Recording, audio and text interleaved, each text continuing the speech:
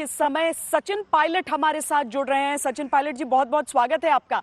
Party में भी और राजस्थान की सरकार में भी वापस स्वागत हो गया है आपका। क्या अब सचिन पायलट दोबारा डिप्यूटी सीएम के पद पर आसीन होने वाले हैं?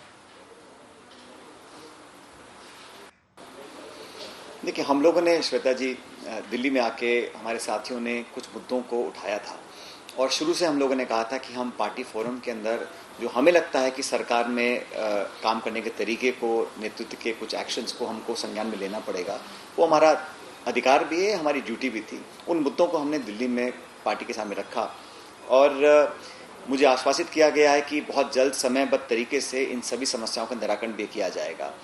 उसके बाद क्या रोल पार्टी के अंदर निभाना है या नहीं निभाना, इसका निर्णय मैंने पार्टी के ऊपर छोड़ा है। जब जब मुझे जो दायित्व दिया है पिछले 20 सालों में, मैंने पूरी निष्ठा ईमानदारी से उस दायित्व को निभाया है और मैं आज भी वो कर रहा हूँ। पद हो या ना हो, लेकिन प्रदेश की जनता के प्रति मेरा जो एक दायित्व है, जो जिम्मेदारी है, उसको मैं हमेशा निभाता रहूँगा। जो वादे कर हम सत्ता में आए हैं, उनको पूरा करना हम सबकी प्राथमिकता रहेगी। पर सचिन, ये आज की बात नहीं है, आपने इससे पहले भी यही मुद्दा उठाया है। आपने पहले भी ये चीजें उठाने की कोशिश की है कि किस तरीके से युवाओं की को तरजीह या फिर राजस्थान में क्या आपको चाहिए, ये बातें आप पहले भी करते रहे। इस बार क्या आपको अतिरिक्त कोई आश्वासन मिला है जिस कारण हम देख रहे हैं कि जो हम कह रहे हैं कि अब पटाक्षेप हुआ उसका? नहीं, देखिए, पिछले 1.5 साल में सरकार का एक जिम्मेदार हिस्सा रहा और उप मुख्यमंत्री के रूप में मैंने काम भी किया, लेकिन मैंने कभी भी राजनीति को व्यक्तिगत नहीं बनाया। मैंने कभी भी, अगर मुख्यमंत्री जी भी हैं तो मेरे से उम्र में बड़े हैं, मैंने हमेशा उनका व्यक्तिगत सम्मान भी किया है, लेकिन अगर काम करने के तरीके में, कार्यशैली में, गवर्नेंस के स्ट्रक्चर्स में वो कामयाबी हमको हासिल नहीं हो रही जो जितनी अपेक्षित है, तो मैं समझता हूँ उसका इशू बनाना मेरे लिए लाजमी था। और बात सिर्फ सरकार की नहीं है, क्योंकि 5 साल जब मैं प्रदेश का अध्यक्ष था राजस्थान के अंदर, तो हम मात्र 21 सीट पर सिमट गए थे 5 साल पहले, 6 साल पहले जब चुनाव हुए थे, जब अशोक जी मुख्यमंत्री थे। 21 सीटों पर सिमटने के बाद जब मुझे राहुल गांधी जी ने अध्यक्ष बनाया, तो उन 5 सालों का जो संघर्ष रहा, सबको साथ लेकर हम लोग चले थे। हमने धरने दिए, प्रदर्शन किया, पदयात्राएं करी, भूख हड़ताल करी, जेलों में गए, लाठियां खाई और तब जाके जनमानस के अंदर हम उनके दिल में उतर पाए और तब हम सरकार बनाने में कामयाब हुए। अब सरकार जब बन गई तो जिन लोगों ने भूमिका निभाई थी, उन लोगों को हम दरकिनार कर देंगे। उन्होंने जो खून पसीना बहा है, उसका अगर हम उनको पुरस्कार या इनाम नहीं देंगे, उनकी भागीदारी सुनिश्चित नहीं करेंगे, तो मैं समझता हूँ वो मेरी जिम्मेदारी थी एज पार्टी प्रेसिडेंट, मैं उस मुद्दों को उठाऊं। इन सब इश्यूज को लेकर हमने बात रखी और कल जो हमारी मीटिंग हुई प्रियंका जी और राहुल गांधी जी के साथ, और सोनिया गांधी जी ने अब एक कमेटी बनाकर बहुत जल्द इन सारे इश्यूज को टेकअप करने का जो काम किया है, उससे लोग संतुष्ट भी हैं। और मुझे लगता है कि इसको करने से दोनों, सरकार को भी और संगठन को, दोनों को लाभ मिलेगा। पर भारतीय जनता पार्टी की क्या भूमिका रही इसमें? क्योंकि अशोक गहलोत जी ने भी कहा कि अब बीजेपी की जो साजिश थी वो नाकाम हुई। देखिए, जो विपक्षी पार्टी है वो मौके का फायदा उठाए, ऐसा सोचना कोई गलत नहीं है। हम लोगों ने तो पहले दिन कहा था कि हम कांग्रेस पार्टी के सदस्य हैं। मेरे सभी साथियों ने, जो विधायक हैं, उन्होंने बड़ी पुरजोर आवाज से कहा और पहले दिन मैंने कहा बहुत से लोग आरोप लगाएंगे, बहुत से लोग ये खबरें फैलाएंगे, लेकिन हम लोग कांग्रेस के सिपाही रहे और मैं जिम्मेदार पद पर रहा, तो हमने शुरू से कहा था कि हम पार्टी के अंदर रहकर अपनी बात को रखना चाहते हैं और ये ऑन रिकॉर्ड बातें हैं। लेकिन इस बीच विपक्षी पार्टी ने बहुत सारे ऐसे काम किए होंगे जिससे ये कोशिश की जाए कि इस फूट का फायदा कैसे लें, लेकिन अंत में अगर सरकार पर संकट आया था और आ रहा था, तो इसलिए हम लगा कि अब हम लोगों को वार्ता कर और पार्टी को भी लगा, क्योंकि ये राष्ट्रीय पार्टी है, एक प्रदेश के 1 या 2 लोग पूरी पार्टी को अगर दिक्कत में लाने की तरफ बढ़ रहे हैं, तो केंद्र नेतृत्व ने भी समझा, मुझे लगा कि बात कर निपटाना चाहिए। और देखिए, ये इशू पैदा कहाँ से हुआ? मैं प्रदेश का उप मुख्यमंत्री था, मैं प्रदेश का अध्यक्ष था, और हम पर अगर देशद्रोह की धारा के तहत एक को नोटिस भेजा जाएगा तो अपमान तो होता है इंसान का। तो उस मुद्दे को हम लोगों ने उठाया और ये आज की बात नहीं है, 1.5 साल से लगातार, क्योंकि मुख्यमंत्री जी खुद कह चुके हैं कि 1.5 साल से बात नहीं हुई और मेरा व्यक्तिगत उनसे कोई दुर्भावना नहीं है। और राजनीति में ग्लानि, द्वेष या दुर्भावना रखनी भी नहीं चाहिए, लेकिन जब इस प्रकार का वातावरण बन गया तो उसका समाधान कैसे होगा? और जो लोग जिम्मेदार थे, आपकी दुर्भावना नहीं होगी सचिन जी, लेकिन एक सेतु बनने का काम अगर करना एक था। मुख्यमंत्री आपको निकम्मा कहता है तो ये बात आहत तो करती होगी आपको। क्यों नहीं करेगी भाई, मैं भी इंसान हूँ, आहत थे हम लोग, मैं भी आहत था। लेकिन मुझे लगा कि राजनीति में उदाहरण कैसे स्थापित होगा। अगर कोई कुछ बोले और मैं उससे दुगना बोलूं, तो जो आज देश हम लोगों को देख रहा है, जो नौजवान देख रहे हैं, वो क्या एग्जाम्पल हम लोगों से लेंगे। इसलिए मुझे लगा कि पॉलिटिकल नैरेटिव में एक संवाद में जो शालीनता, विनम्रता होनी चाहिए, चाहे कोई भी परिस्थिति हो, कितना कोई कटु दुश्मन हो, अगर वो कहीं कुछ ऐसी बात बोल दे जो अनपार्लियामेंट्री है, जो डिग्निफाइड नहीं है, जो आमतौर पर लोग शब्द इस्तेमाल नहीं करते, तो फिर भी हमें संयम नहीं खोना चाहिए और नेगेटिव रिस्पॉन्ड नहीं करना चाहिए। इसलिए मैंने बहुत घूट पीकर उस बात को स्वीकार किया। ठीक है, किसी ने बोला होगा, बहुत से लोग बोलते भी हैं, उम्मीद नहीं थी मुझे, लेकिन फिर भी मुझे लगा कि मुझे रिस्पॉन्ड नहीं करना चाहिए, क्योंकि राजनीति में और पब्लिक लाइफ में अगर हम लोग हैं तो हमारे आचरण को, हमारे शब्दों को दुनिया बहुत बारीकी से देखती है। इसलिए मुझे लगा मुझे रिस्पॉन्ड नहीं करना चाहिए। दुख तो क्यों नहीं होगा, दुख तो होगा। मैं जब 5 साल अध्यक्ष था, जब हम लाठी गोली खा रहे थे, तब सारे गुण मेरे में थे, और सरकार बनने के बाद वो सब गुण गायब हो गए, और इसी वजह से लोग आपको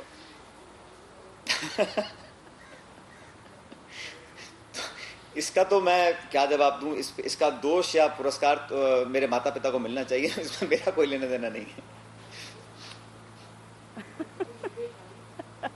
लेकिन भारतीय जनता पार्टी, आप कह रहे हैं कि इसमें कहीं कोई एंगल नहीं था, क्योंकि आपने वाकई आप इस दौरान बिल्कुल खामोश रहे। हालांकि इंडिया टुडे को एक इंटरव्यू जरूर दिया आपने सबसे पहले, लेकिन आपने किसी तरह का आक्षेप सामने नहीं लगाया, किसी तरह की ऐसी बुरी बातें नहीं बोली जिसका दर्द रह जाए सामने वाले के मन में। लेकिन भारतीय जनता पार्टी को लेकर जो बार बार बात कही गई, जो कहा गया कि आपके कुछ एमएलए हैं जो बातचीत कर रहे हैं बीजेपी से, आपका भी नाम लेकर सीधा सीधा कहा गया, यानी आपकी योजना में कहीं नहीं था कि मैं किसी दूसरी पार्टी को ज्वाइन करूं। देखिए श्वेता जी, जब हम लोग दिल्ली आए अपनी बात को रखने के लिए, उसके तुरंत बाद बहुत सारे एक्शंस लिए गए। एफआईआर रजिस्टर करी गई, एसीबी के केस दर्ज किए गए, एसओजी के केस दर्ज किए गए, नोटिस दिए गए, हम लोग कोर्ट कचहरी में गए, लगातार मामला बढ़ता गया। तो सुलह की कोई गुंजाइश उस समय दिख नहीं रही थी, क्योंकि हमने सैद्धांतिक मुद्दा उठाया और व्यक्तिगत हमले हुए, बर्खास्त किया गया, सस्पेंड किया गया, नाना प्रकार की कार्रवाई हुई उस समय, और हम लोग कोर्ट कचहरी में उस समय व्यस्त रहे। लेकिन पहले दिन मैंने एक स्टेटमेंट दिया था, और मैंने कहा हम किसी दल में नहीं जा रहे हैं, अपनी पार्टी में रहकर अपनी बात को रखेंगे। ये बात मैंने बड़ी स्पष्टता से और बड़ी पुरजोर तरीके से रखी थी। मेरे सभी साथियों ने एक शब्द अगर पार्टी के खिलाफ, पार्टी के नेतृत्व के खिलाफ या किसी के खिलाफ बोला हो तो रिकॉर्ड पे दिखाइए, और प्रत्यक्ष को प्रमाण की जरूरत नहीं होती है। आप आरोप लगाते रहें, खबरें फैलाते रहें, लेकिन अंततः आज सच्चाई सबके सामने आ गई है। अब विपक्ष की पार्टी इसका फायदा उठाकर क्या गेम खेलती है, नहीं खेलती है, उसका जवाब वो लोग देंगे। यहाँ तक हमारी बात है, हम लोगों ने पहले दिन और आखिरी दिन सभी साथी, और ये साथी श्वेता जी कोई ऐसे नहीं है जो आज के हैं, इन्होंने ये जेल में गए इंदिरा गांधी जी के साथ, 7 बार 6 बार के विधायक हैं, पूर्व मंत्री हैं, पूर्व स्पीकर हैं, कैबिनेट मिनिस्टर रह चुके हैं, तो बहुत अनुभवी लोग हैं जिन्होंने कांग्रेस की नींव रखी है राजस्थान के अंदर। वो लोग कैसे दगाबाजी की बात कर सकते हैं? उन्होंने तो पार्टी के साथ ये न्याय कैसे मिले वर्कर को, नेताओं को, उस बात को रखा था। बाकी आरोप लगाना और मीडिया में खबरें फैलाना तो बहुत आसान काम है, लेकिन असलियत क्या है, तथ्य क्या है और हकीकत क्या है, ये जनता देख चुकी है। पर ज्यादा आसान रास्ता हो जाता है ऐसे में कि आप अपनी नई पार्टी बना लें। लोगों ने कहा कि ऐसा भी हो रहा है, सचिन पायलट सोच रहे हैं कि अगर कांग्रेस में मेरी नहीं सुनी गई और बीजेपी मुझे जाना नहीं है तो मैं अपनी एक नई पार्टी बना लेता हूं राजस्थान में। देखिए, पॉलिटिक्स में विकल्प बहुत से लोग बताते हैं, लेकिन मुझे मालूम है कि सोच क्या है, विचारधारा क्या है, कमिटमेंट कहाँ पर है।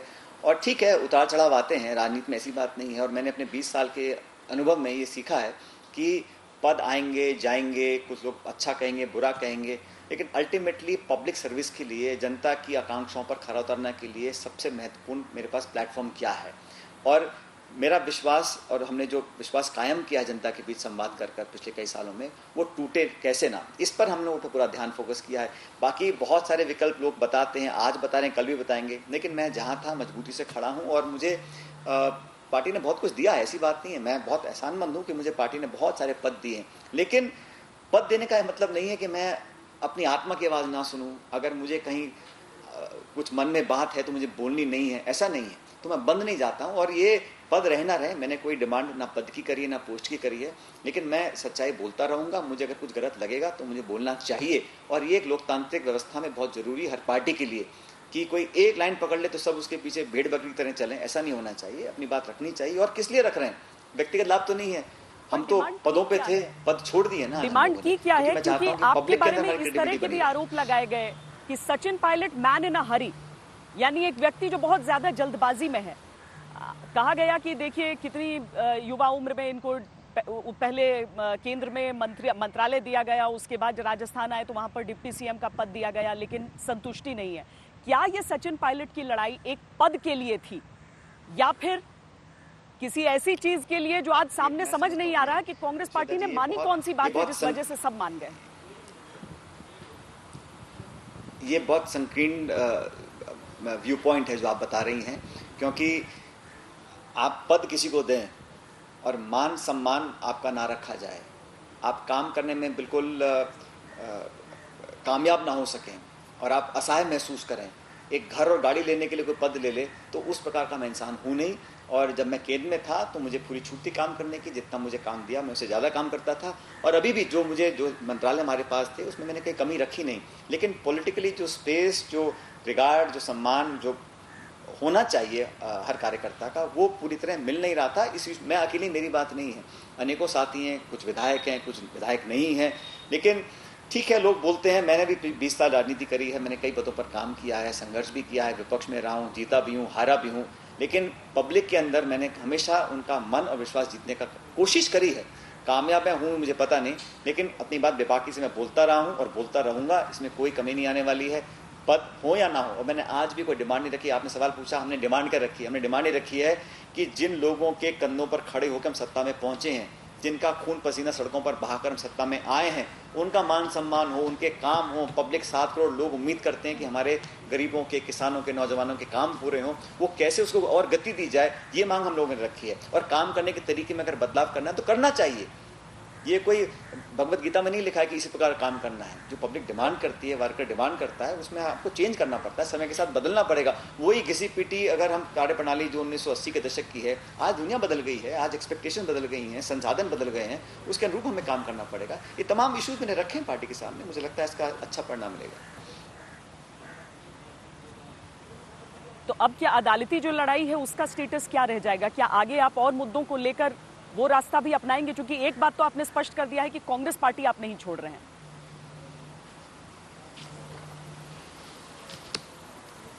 कौन छुड़वाना चाह रहा था और कौन छोड़ रहा था? अपनी बात रख रहे थे और आज भी रख रहे हैं। जहां तक आपने कहा भविष्य में क्या होगा मैं नहीं जानता हूं, लेकिन आज जो वस्तुस्थिति ये है कि हमारी बात को सुना है और एक बहुत लिमिटेड टाइम के अंदर उन इश्यूज को हम रिजॉल्व करेंगे। बाकी सरकार और पार्टी को मजबूती देने का काम आज से नहीं कर रहा हूँ, मैं 2 दशक से कर रहा हूँ और करता रहूँगा। भविष्य में क्या होगा मैं नहीं कह सकता हूँ, क्योंकि आज से 6 साल पहले किसको पता था कि मैं आज इस पद पर रहूँगा या नहीं रहूँगा। तो हम लोग काम करेंगे, लोगों को साथ रखेंगे। और मैं हमेशा एक जोड़ने वाला व्यक्ति अपने आप को बनाना चाहता हूँ। जब मैं 5 साल विपक्ष में था तो अलग अलग गुट थे, अलग अलग लोग थे, सबको हम जोड़ कर लाए, हाथ पैर जोड़े, किसी को मनाया, किसी को मुस्कुराया, तब लोगों को जोड़ा। और जोड़ने का काम करना चाहिए, क्योंकि तोड़ना और फूट पैदा कर देना और फिर अलग अलग रास्ता बना लेना, मैं समझता हूँ वो लॉन्ग टर्म सोल्यूशन नहीं है। तो मिलकर काम करना चाहिए, लेकिन अपनी बात रखने से कोई हिचकिचाए ना, ऐसा वातावरण भी निर्मित करना बहुत जरूरी है। क्या वाकई कांग्रेस में युवा वर्सेस बुजुर्ग पीढ़ी है, पुरानी पीढ़ी वर्सेस नई पीढ़ी है? अब पता नहीं, धीरे धीरे मैं तो अधेड़ उम्र का हो गया हूँ, अब मैं युवा भी नहीं बोलता अपने आप को और बुजुर्ग भी नहीं बोलता। लेकिन ये एक क्रिएट किया गया है कि एक्स वर्सेस वाई है, क्योंकि पार्टी में सब तरह के लोग हैं, हर आयु के लोग हैं, और किस दल में नहीं होते हैं। और बहुत से लोग कम उम्र में बहुत कुछ कर पाते हैं, बहुत से लोग बहुत आयु में कुछ नहीं कर पाते हैं। तो ये जो विवाद बेवजह पैदा किया गया है कि आयु और उम्र को लेकर लोगों में टकराव होता है, ऐसा नहीं है। मुझे लगता है कि रिजल्ट ओरिएंटेड काम करना चाहिए, जिस ताले में जो चाबी फिट हो जाए वो यूज करनी चाहिए। जिस तरीके राजस्थान में बहुत कुछ बदल गया जब से आपकी ये लड़ाई शुरू हुई। जो पद आपके पास थे वो पद अब आपके पास है नहीं। कहते हैं रिश्तों में अगर एक बार गांठ पड़ जाती है तो चाहे कितना भी आगे आप उस रिश्ते को खींच दीजिए, वो गांठ अपनी जगह रहेगी। आप वापस राजस्थान जाकर काम कर पाएंगे अगर दोबारा आपको वही जिम्मेदारियां दी जाएं?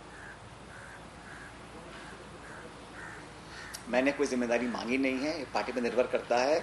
और आपने कहा लड़ाई किस बात की है भाई? विरोध हो सकता है, मतभेद हो सकता है। लड़ाई और संघर्ष मैं बहुत समझता हूँ अलग अलग दो शब्द हैं, और मुद्दों पर अगर अपनी राय प्रकट करना, इसको कोई लड़ाई नहीं कह सकता है, और लड़ाई करना मेरी फितरत में भी नहीं है। मैं अपने बड़े बड़े विरोधियों के साथ भी संवाद करता हूँ, बात सुनता हूँ, अगर मेरे में गलती है मैं उसको स्वीकार भी करता हूँ। तो ये लड़ाई शब्द का राजनीति में कोई उपयोग नहीं है। चुनाव भी लोग लड़ते हैं, लेकिन वो लड़ाई नहीं होती है, एक आपस में कंपटीशन होता है। इसलिए राजस्थान के लोगों की बहुत उम्मीदें पार्टी से हैं, और हमने वादे किए हैं। जब मैं चुनाव में गया था 1.5 साल पहले एज पार्टी प्रेसिडेंट, मैंने बहुत वादे किए हैं पार्टी से, जनता से। उन वादों को पूरा करना पड़ेगा, पद हो या ना हो, लेकिन मुद्दे, वादे, जनता की अपेक्षा, ये मेरा सर्वोप्रिय, मेरा ये एक ऑब्जेक्टिव रहेगा, मेरा प्राइम ऑब्जेक्टिव रहेगा। पद क्या है नहीं है ये बहुत महत्वपूर्ण नहीं है, बहुत कुछ मिला है पार्टी से। आगे क्या काम मैं करूंगा, एमएलए में हूँ राजस्थान में, वहाँ की अपने क्षेत्र की जनता की पूरी सेवा करूंगा और दुगनी मेहनत से करूंगा। बाकी जो पार्टी निर्णय करे वो सराहनीय पर है। मतलब राजस्थान से आपको कोई गुरेज नहीं है, आप जाकर वहां पर वही काम कर सकते हैं। वो जो मतभेद रहा या फिर जो दरारें रही हैं रिश्तों में, उससे कोई फर्क नहीं पड़ेगा। आप नॉर्मल अपनी जिंदगी और अपनी सारी जिम्मेदारियां वहां पर निभा सकते हैं जाकर। आप कह रही गुरेज नहीं है, उस जमीन ने मुझे पैदा किया है, उसकी मिट्टी ने मुझे मान सम्मान दिया है, वहाँ के लोगों ने मुझे आज मैं जो हूँ बनाया है, उनसे कैसे गुरेज हो सकता है। ठीक है, कोई वर्किंग में दिक्कत आ सकती है, इंडिविजुअल्स में ऊपर नीचे हो सकता है, लेकिन पार्टी और पब्लिक तो सबकी है ना, उनके साथ रहना पड़ेगा, वहाँ काम करना पड़ेगा। और मैं कोई बहुत ईगो रखने वाला इंसान भी नहीं हूँ, और ना मैं समझता हूँ किसी को रखनी भी चाहिए। जो जो काम पार्टी बताती है उसको करें। अल्टीमेटली नेता हो, पार्टी हो, सरकार हो, हमारी जवाबदेही मतदाताओं के प्रति है। जनता खुश तो सब ठीक है, और पब्लिक को खुश करने के लिए जो जो हम लोगों ने कमिटमेंट्स की हैं उसको पूरा करना पड़ेगा।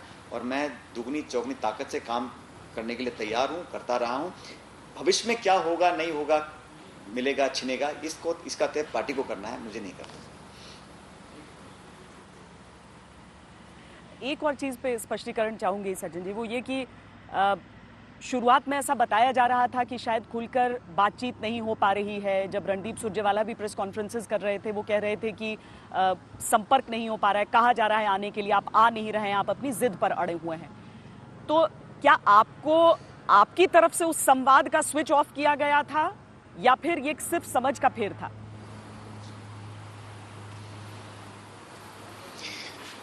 भविष्य के गर्भ में क्या है हमको नहीं मालूम, और अतीत में जो बीत चुका है उसको कुरेदने से कोई फायदा नहीं है। और मैं किसी भी मेरे साथी जो हमारे कांग्रेस के साथी हैं, बहुत सी बातें कहीं या बोली गई होंगी, मैं उस पर टिप्पणी नहीं करना चाहता हूँ, क्योंकि उसका कोई मतलब नहीं है। जो रात गई सो बात गई, मैं उसको काउंटर करूं या कुछ और उसका स्पष्टीकरण दूं या उसके बारे में उल्लेख करूं, मैं समझता हूं शोभा नहीं देता। सब मेरे साथी हैं, अगर किसी ने मुझे कुछ बुरा भला कहा भी है तो मैं समझता हूं वो व्यक्ति की मांग हो सकती है, उनकी सोच होगी, लेकिन मेरे मन में किसी के प्रति कोई दुर्भावना नहीं है। सबने जो कहा उसको मैंने सुना, और जैसे मैंने शुरू में कहा, कुछ ऐसे भी वाक्य और शब्द मेरे खिलाफ बोले गए जिनको सुनकर बहुत पीड़ा हुई, और बहुत बड़ा घूंट पीकर मैंने अपने आप को संतुष्ट किया कि मुझे अपनी डगर, अपने रास्ते से नहीं हटना है, और उस पर हमें बड़ा मजबूती से आगे बढ़ना है। तो किसने दरवाजे खोले, किसने बंद किए, नहीं किए, 3 हफ्ते क्या हुआ क्या नहीं हुआ, इसको मैं समझता हूँ अब चैप्टर को बंद कर देना चाहिए, क्योंकि इसको खोलने से कोई फायदा नहीं। अंतिम सवाल आपसे जो आज से ही जुड़ा है वो ये कि आपको ये आश्वासन दिया गया है कि आपके मुद्दों पर ध्यान दिया जाएगा, सुलझा लिया जाएगा, या फिर मामला सचमुच सुलझ गया है?